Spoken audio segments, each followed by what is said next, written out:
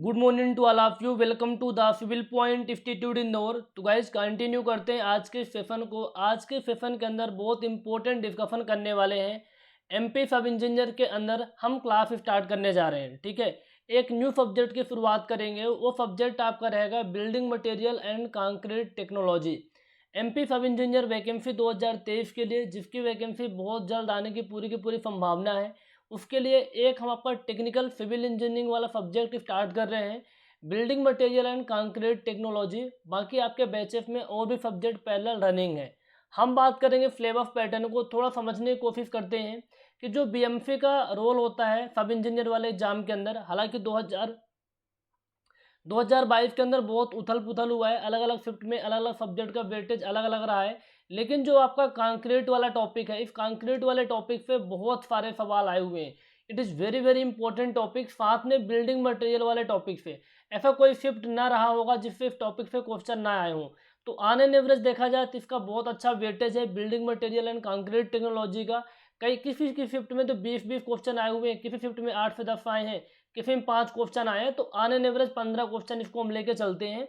Building material and concrete technology. और किसी भी एग्जाम की आप तैयारी करते हैं, आप एसएससी जेई का एग्जाम देते हैं, आरआरबी जेई का एग्जाम देते हैं, आने वाले कोई सा भी एईओ जेई का एग्जाम देते हैं जहां इस सब्जेक्ट से क्वेश्चन पूछे जाते हैं, मान लीजिए आपके सिलेबस में बिल्डिंग मटेरियल एंड कंक्रीट वाला पार्ट है, तो डेफिनेटली इस पर्टिकुलर टॉपिक से क्वेश्चन आते हैं।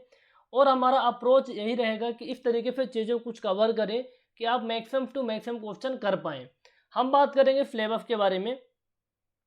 थोड़ी हमारी तबीयत ख़राब है, इसलिए थोड़ी सी आवाज़ वगैरह की थोड़ा धीमे लगेगी, बट कोई बात नहीं, बहुत अच्छे से कवर करेंगे, उसके लिए परेशान नहीं होना है। हमारा जो सिलेबस रहने वाला है, टोटल हमने इस सिलेबस को 8 टॉपिक में डिवाइड किया है, 8 चैप्टर के अंदर डिवाइड किया है। पहला वाला चैप्टर हमारा रहने वाला है बिल्डिंग स्टोन एंड रॉक वाला चैप्टर रहेगा। दूसरा चैप्टर रहेगा ब्रिक एंड ब्रिक मैसनरी। तीसरा चैप्टर रहेगा cement lime and mortar. Fourth topic रहेगा कंक्रीट। फिफ्थ वाला टॉपिक रहेगा एग्रीगेट। सिक्स वाला टॉपिक रहेगा timber and would based product. अगला टॉपिक रहेगा पेंट एंड वार्निशेस। और लास्ट में सबसे जो लीस्ट इंपॉर्टेंट टॉपिक होते हैं आजकल, तो इससे भी क्वेश्चन आ जाते हैं, asbestos, stair, bituminous material and जो कुछ मिसलेनियस टॉपिक जो छूट जाते हैं उनको हम डिस्कवर करने वाले हैं। देखिए, अब यहाँ पर जो सबसे इम्पोर्टेंट टॉपिक रहने वाला है, सबसे ज़्यादा जो इम्पोर्टेंट टॉपिक रहने वाला है उसको देखते हैं। कंक्रीट तो अपने आप में बहुत ज़्यादा इंपॉर्टेंट है, इसकी तो इम्पोर्टेंस की कंपैरिजन तो किसी से कर नहीं सकते, क्योंकि इससे सवाल आना तय है। इसके अलावा आपको बिल्डिंग स्टोन और रॉक बहुत अच्छे से पढ़ना है, ब्रिक एंड ब्रिक मैसनरी पढ़ना है, सीमेंट को अच्छे से पढ़ लेना है और टिम्बर को पढ़ लेना है।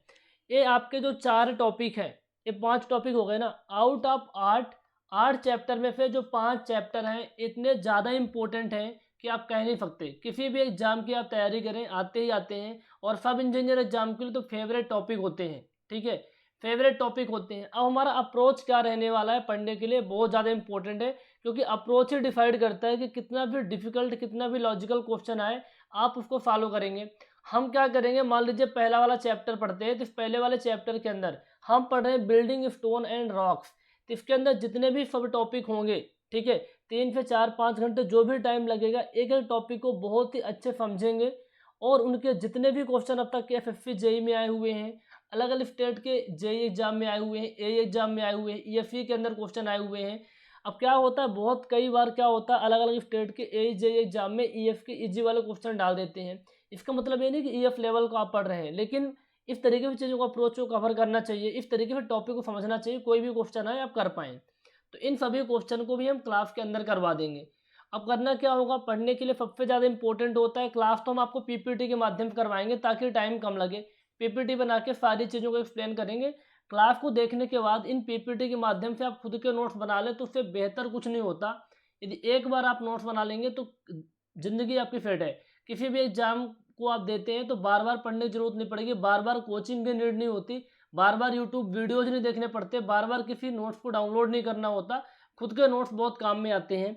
यदि आप पीपीटी को देख के नोट्स बना लेते हैं, नहीं बना पाते हैं, तो आप पार्ट नोट्स तो बना लीजिए, ये मैंडेटरी है, ये तो बनाना ही पड़ेगा, इसके बिना काम नहीं चलेगा।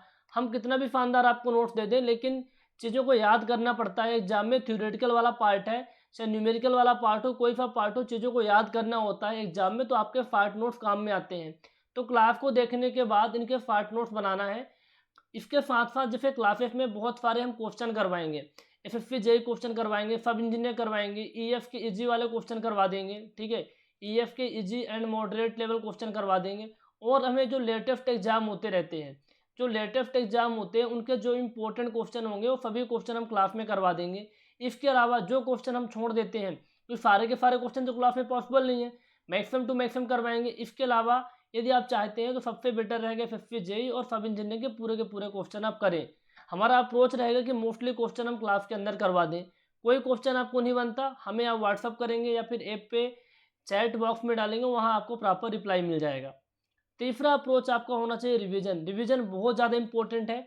आपको क्या करना है, पहले तो वीडियो लेक्चर को देखना है ना। जैसे आपका एक चैप्टर कंप्लीट होता है, कंप्लीट होने के बाद सारे क्वेश्चन करना है, फिर एक बार रिवीजन उसको अच्छे से कर लेना है अपने स्मार्ट नोट के माध्यम से, और बीच बीच टाइम इंटरवल पे इसको रिवीजन करते रहना है, रिवीजन करते रहना है।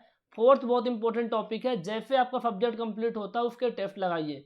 टेस्ट बहुत इंपॉर्टेंट है, इससे आपको पता चलता है कितनी चीज़ें आपको याद है। आपने एक सब्जेक्ट को, मान लो आपने बिल्डिंग मटेरियल को 30 आवर्स में कवर किया, आपने 30 टू 35 आवर्स लग ही जाते हैं। यदि आपने 30 घंटे अपना टाइम दिया है और 30 घंटा पढ़ने के बाद आपके क्वेश्चन नहीं बन पा रहे हैं, तो इसका मतलब है कि चीज़ें आपको याद नहीं है।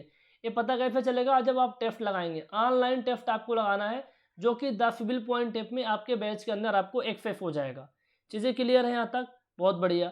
अब ये जो बैच है अपना एमपी सब इंजीनियर एग्जाम का, ये आरम बैच के नाम से चल रहा है ऐप के अंदर। किस नाम से चल रहा है? आरम बैच के नाम से चल रहा है। द सिविल पॉइंट ऐप को डाउनलोड करना होगा, वहाँ से आप एक्सेस कर सकते हैं। अभी गणेश चतुर्थी का उत्सव चल रहा है, तो इसमें 20% आपको डिस्काउंट मिल जाएगा। गणेश 20 कूपन कोड आपको अप्लाई करना है। ये ऑफर बहुत ही जल्द एंड होने वाला है। स्टार्टिंग के 100 एस्पिरेंट के लिए थोड़ी लिमिटेड सीट बची है, इसलिए मैं एक फ्लेवर का वीडियो बना के आपको अपडेट कर रहा हूँ, ठीक है। और कोई भी क्वेरी होती है इन दिए गए नंबर पे आप कांटेक्ट कर लेंगे। तो ये हमारा कुछ अप्रोच रहने वाला है। इसके अलावा हम कुछ चीज़ें और बता देते हैं। सब इंजीनियर वाले बैच के अंदर बहुत से ऐसे एस्पिरेंट होंगे जो बहुत एक्सपीरियंस होंगे, पिछली बार भी एग्जाम दिए होंगे, कुछ नंबर पे रह गए होंगे। तो यार आपको ना, यदि आपने पहले से पढ़ रखा है तो आपको वीडियो को डबल स्पीड पे देख लीजिए। वीडियो को आप डबल स्पीड पे देखिए, 2x की स्पीड पे देखिए, तो आपका टाइम बचेगा। बहुत सारी चीज़ें आपकी क्लियर है। यदि आप प्रेफर कैंडिडेट हैं तो नॉर्मल स्पीड पे देखिए, है ना। प्रेफर है तो नॉर्मल स्पीड पे देखिए, बहुत अच्छे से नोट्स बनाते जाइए। दूसरी बात, जो प्रेफर एस्पिरेंट होंगे सब इंजीनियर के बारे में, उनको बहुत ज़्यादा जानकारी नहीं होगी, तो अलग अलग हमारा गाइडेंस सीरीज चलेगी।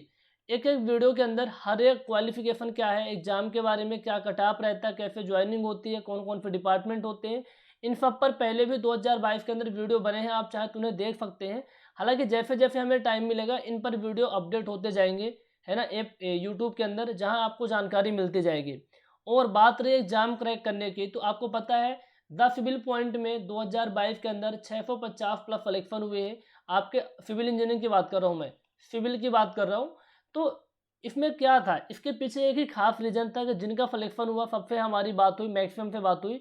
तो एक चीज़ पता चली कि जो एस्पिरेंट है ना, ये बहुत ही पहले से तैयारी कर रहे थे, है ना। कोई मतलब पिछली बार 5 अक्टूबर को बैच लॉन्च हुआ था, 5 अक्टूबर 2021 को बैच लॉन्च हुआ था। सोचो 2021 से एस्पिरेंट तैयारी कर रहे हैं, तो 2022 में पेपर दिए, जाके सिलेक्शन हुआ।